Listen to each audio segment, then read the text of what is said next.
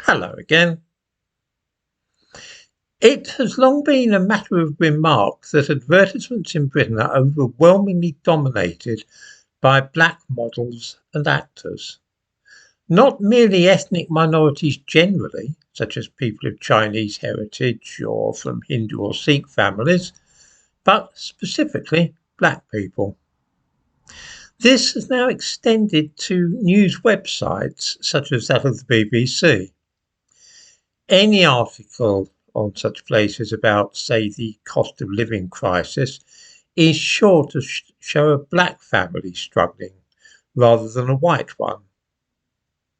A recent piece on the BBC about the high temperatures in Italy was illustrated with a photograph of a black person, as though she were a typical Italian. This trend has, I know, irritated many people in this country who are beginning to think that the white ethnic group, as well as those whose heritage lies in South and East Asia, are being systematically erased from view in favour of Caribbeans and sub-Saharan Africans.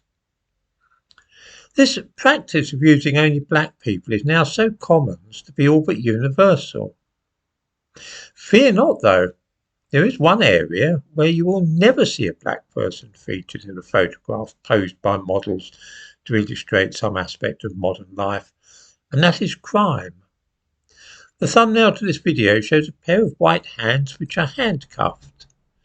This image was used to illustrate a news item in a local paper, to which I give a link, but similar images crop up often on websites and in newspapers which announce that somebody has been arrested for some crime or other.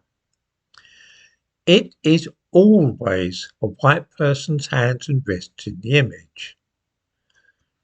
I have never seen a picture of a black person's hands in cuffs.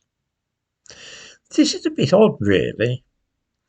If there's an article about doctors, engineers or architects, you can guarantee that it will be illustrated with a stock photograph from Allenby or Getty of a black person.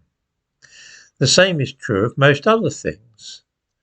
As soon as the story is about crime or prisons, though, and the black people vanish and only white ones may be seen, a bit about prisons will be illustrated by a picture of a white man in a prison cell.